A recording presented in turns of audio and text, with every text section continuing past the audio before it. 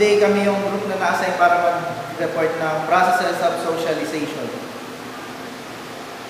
Concept of social processes. Social process refers to any mutual interaction experienced by an individual or a group on each other in their attempt to solve problems and to achieve their desired goals. Pag sinabi daw social process, yun yung mutual interaction. Pag sinabi mutual interaction, yun yung pagkakasundo-sundo ng isang society o isang grupo para ma-reach nila kung ano man yung goal nila or kung ano mang problema ang gustong masolve ng grupo. Classification of social processes. Yung unang classification niya ay conjunctive social processes.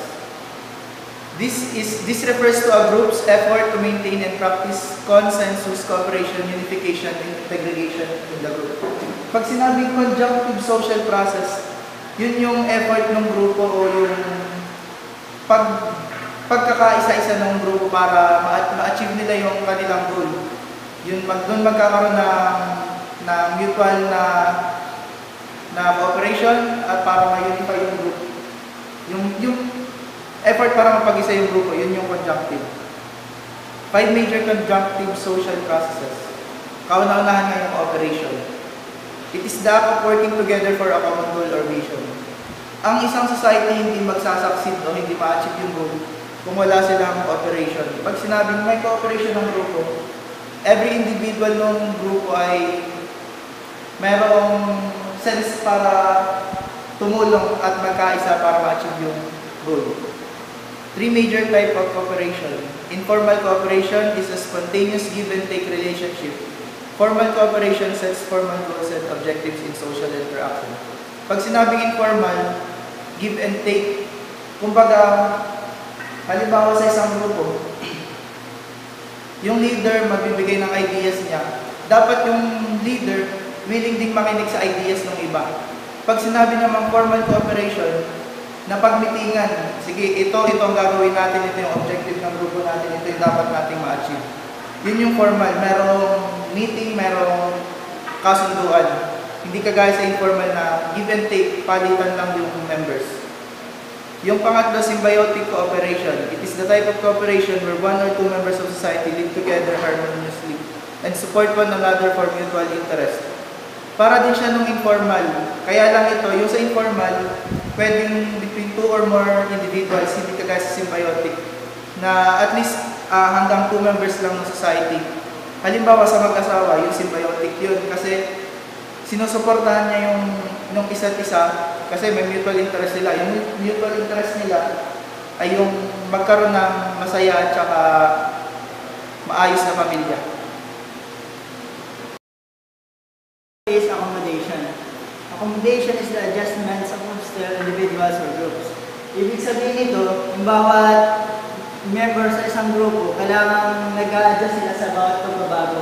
Halimbawa, bagong sama ka sa isang grupo, kailangan yung kung may patakaran sila na iba na hindi mo kinasanayan, mag-a-adjust ka para sa ikaw at naman yung grupo.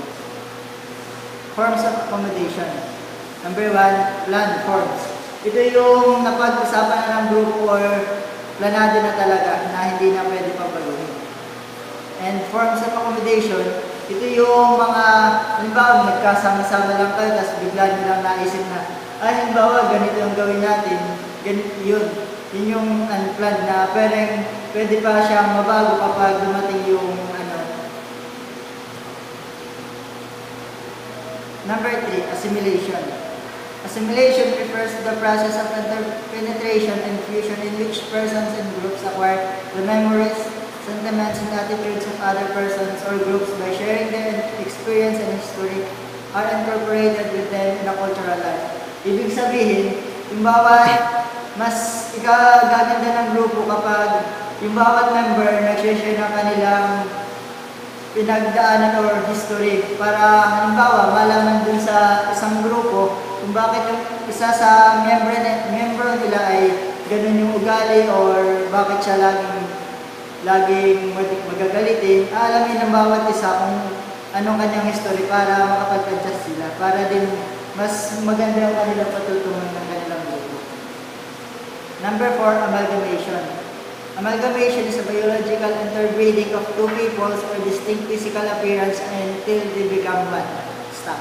Ibig sabihin, halimbawa, dalawang tao, isang Pilipino saka isang Koreano. Parang ano sila, pareho lang sila gawa sa biological, nagkaiba sila sa biological interbreeding, pero ay magkaiba sila ng appearance, pero sa biological, parang magkapareho sila. Acculturation is a process and effect of significant change through mutual varying adaptations by people of different cultures in contact with some continuity. Parang kadugsong ito ng amalgamation na halimbawa nga yung isang tao ay isang Pinoy saka isang Koreano. So ibig sabihin, yung bawat isa sa kanila, halimbawa yung Pinoy mag-a-adjust sa kultura ng isang Koreano kasi iba yung pinasanayan niya. Tapos yung Koreano, kaya mag-a-adjust din siya para dun sa Pinoy, para mas maganda yung kanilang pagsasama.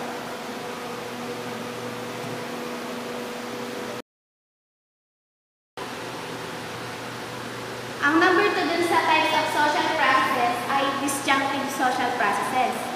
It refers to a process where the members' efforts are directed towards disunity, disintegration, opposition, and disorganization. Kabaligtaran siya ng junctive social processes. Kung yun, may unity, may cooperation, ito wala. Kung baga, nasasayang lang yung efforts ng mga members. Types of disjunctive social processes. Number 1 is conflict. It occurs when two goals of equal importance, resources, and opportunities are scarce. Ibig sabihin, sa isang organization, hindi magpapangsyon na isang organization kung walang resource of fund. Ganon. Classification of conflict. Number 1 is war. Ibig sabihin, ito yung pinaka-sukdulang solusyon sa isang conflict. Kumbaga, halimbawa, nagka-conflict, magkakaroon ng war yung dalawang panig. Number 2 is feud. Halimbawa nito sa pamilya or mga fraternity. Halimbawa sa pamilya, yung pamilya ko saka halimbawa yung tita ko saka yung pamilya ko. Halimbawa nangutang yung tita ko sa pamilya namin. Tapos kumbaga sinisingil na tapos wala kang pambayad. Ayun, nagkakaroon ng feuds doon sa dalawang panig. Number 3, litigation or legal battle. Dito sa number 3, kasali na yung justice. Kumbaga, may dalawa ng panig. Number 4 is conflict of impersonal ideals. Dito naman, nagkakakonflict ang isang group kung iba-iba sila ng ideas. Halimbawa, ang ideas nito ay ganito, isa ay ganito. Siyempre, magkakonflict sila kasi hindi sila magkasundo.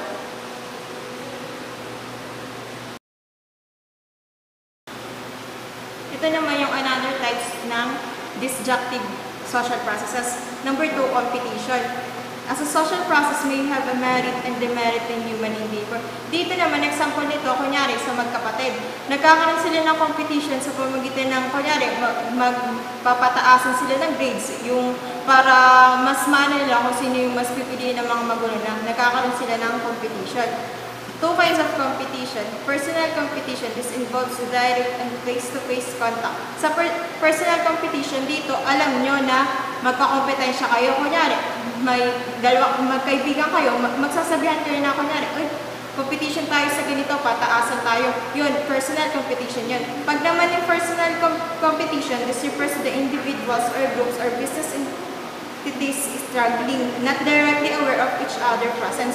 Dito, example, kunyari sa isang business, may dalawang produkto, hindi nila alam, hindi sila aware na magkalaban sila. Yung pareha sila ng binabenta pero magkaiba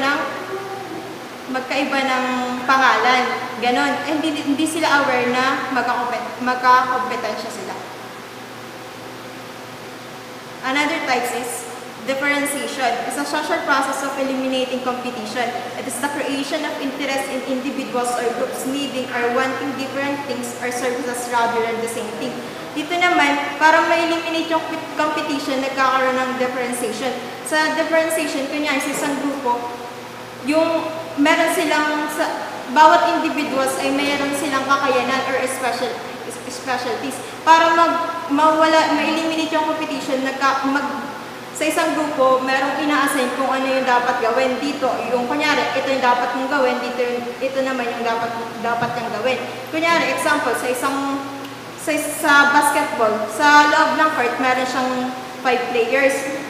Point guard, shooting guard, center, power forward, at small forward. Di ba ang point guard yung tagadala ng bola? Pag ang nangyari, kung yung one center yung magdadala ng bola, magkakaroon siya ng yung parang dito, nagkakaroon na din sila ng, yung sa limang yun, nagkakaroon sila ng competition. Parang nagpapagalingan na sila kung yung center yung magdadala ng bola. Dito, magkakaroon din ng conflict. Kaya yung grupo, magkakaroon ng magiging disjunctive social processes. Well, I was left to my own devices. Many days went away with nothing to show, and the walls get tumbling down in the city that we love. Gray clouds roll over the hills, sending darkness from above. Now if you close your eyes, does it all